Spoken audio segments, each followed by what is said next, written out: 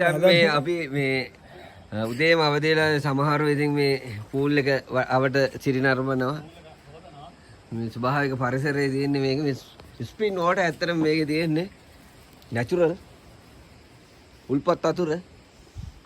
අපේ ඕගනයිසර් උඩ බලන් ඉන්නවා. මොන අධිපතිද? ඇවිල්ලා වෙජිටබල් කලර් ලයිට් අධිපති. දැන් මොනවා වුණත් දැන් ගිනා පාරක් කොට ඉවරයිනේ.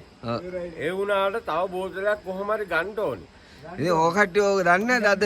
today is Friday. ඇහුවේ නැනේ මේ අපේ නාමල් කියන මහත්තයා.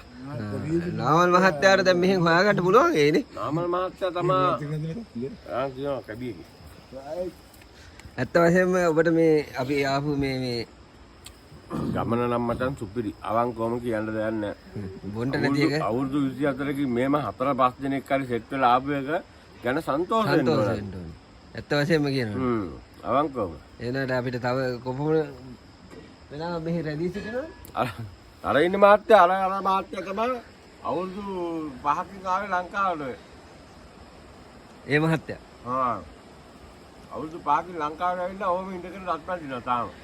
පූල් එකෙන් තමයි නාන්න යන්නේ. හොදන්ට යන්නේ මූණ. කට් කරුනේ.